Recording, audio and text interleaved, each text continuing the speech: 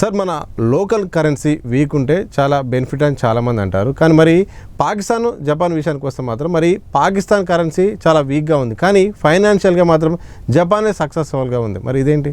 ఇప్పుడు మీరు అన్నట్టు డాలర్ ప్రైస్ 85 నుంచి 90 పోతే ఎక్స్పోర్టర్స్ వెరీ హ్యాపీ, ఎక్స్పోర్ట్ చేస్తారు. 95 పోతే వెరీ హ్యాపీ, 120 పోతే ఇంకా హ్యాపీ. మరి జపాన్ వాళ్ళది 170 ఉందనుకుంటా అప్రాక్స్ ఎన్ పర్ డాలర్. పాకిస్తాన్ది 230, 240 ఉంది.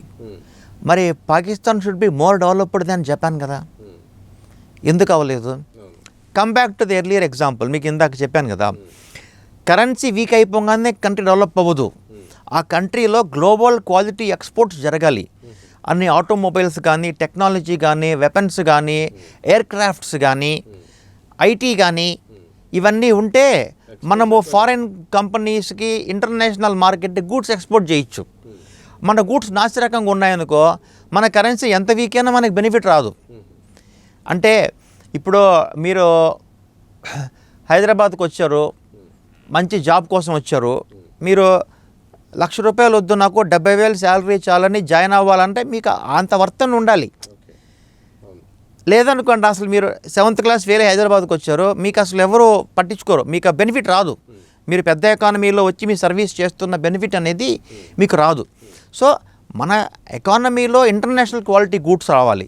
కానీ ఇండియాలో చూస్తే ఇంటర్నేషనల్ క్వాలిటీ గూడ్స్ లేవు. మనకి 1997లో టాటా గారు కారు కనిపెట్టారు, ఇంజన్ కనిపెట్టారు. ఆ తర్వాత ఇండియాలో ఉండే మ్యానుఫ్యాక్చరింగ్ కూడా జరిగేది ఫారిన్ కంపెనీసే. హుండై కానీ, కియా కానీ, ఫోక్స్ వ్యాగన్ కానీ, టొయోటా కానీ, ఇవి ఇంటర్నేషనల్ కంపెనీసే వాళ్ళ టెక్నాలజీని తీసుకొచ్చి ఇండియాలో మ్యానుఫ్యాక్చరింగ్ చేసి ఎక్స్పోర్ట్ చేస్తున్నాయి. మన ప్రొడక్ట్స్ అంటూ ఉంటే మనకి ఇంకా బెనిఫిట్ వస్తుంది. అది రావట్లేదు, but at least we are getting the technology and we are exporting from India. So Pakistan ఈ రోజుకి చూసినా సరే, ఇప్పుడు మీరు ఇండియా చూడండి, ఇండియా ఎక్స్పోర్ట్స్ ఏమన్నాయి మేజర్ అంటే ఐటీ అంటాము, లేదంటే కార్లు అంటాము, లేదంటే ఇప్పుడు ఇస్రో వాళ్ళు మనకి సర్వీసెస్ చేస్తున్నారు, ఫారెన్ కంట్రీ శాటిలైట్స్ లాంచ్ చేస్తున్నారు.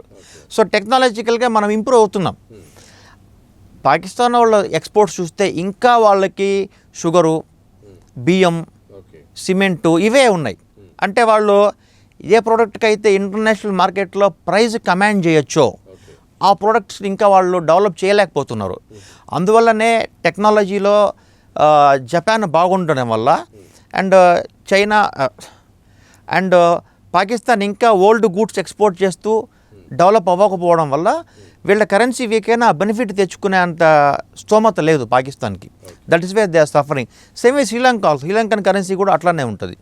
They are also in the behind us. Doesn't mean that కి they are behind compared to Japan and all, but in terms of exports and all, they are far behind the rest of the world because lack of technology. Okay, so China సంబంధించిన అంశం Trump చాలాసార్లు మాట్లాడుతున్నారు. ఈ China అనేది ఒక currency manipulator అని కూడా చాలా సందర్భాల్లో మాట్లాడుతున్నారు. నిజంగా చైనా దేశం అట్లా మ్యానిపులేట్ చేస్తుంది సార్? 100% చేస్తుంది. వాళ్ళు ఏమంటారంటే ఆ విద్యతోనే వాళ్ళు బతుకుతున్నారు. ఇది ఖచ్చితంగా ఎట్లా జరుగుతుందంటే మీకు ఎగ్జాంపుల్ చెప్తాను. మనం కాసేపు మన దేశాన్ని చైనా అనుకుందాం. మనము డాలర్ ప్రైస్ 90 ఉంది ఈరోజు.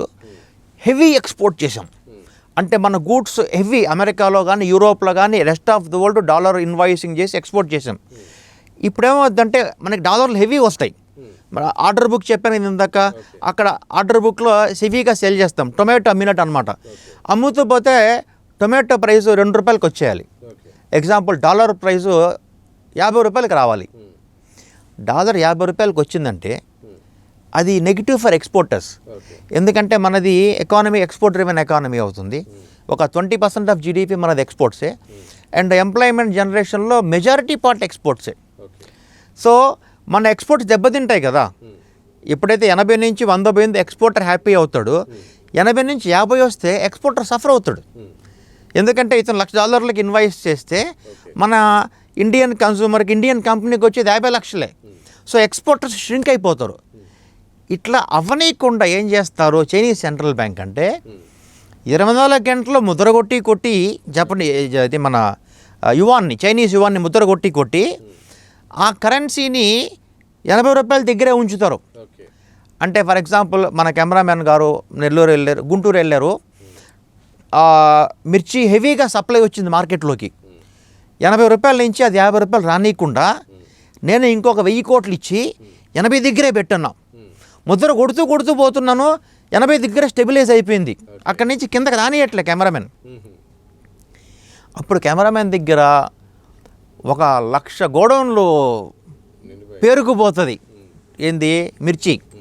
అలాగే పీపుల్స్ బ్యాంక్ ఆఫ్ చైనా దగ్గర ఇంచుమించు 2 ట్రిలియన్ల పైన యుఎస్ కరెన్సీ అక్యుములేట్ అయిపోయి ఉంది. అంత అక్యుములేట్ చేసి పెట్టుకున్నాడు డాలరు. దాన్ని ఏం చేయాలో తెలియట్లేదు ఇప్పుడు ట్రంప్ వల్ల. కానీ వాళ్ళు 2-3 ఏళ్ళు అయ్యాక ట్రంప్ దిగిపోయాక వేరే ప్లాన్ ఉంటుంది, ఎవరో శాశ్వతం కాదు. కాకపోతే దానివల్ల చైనా ఇబ్బంది పడుతుంది అన్నమాట.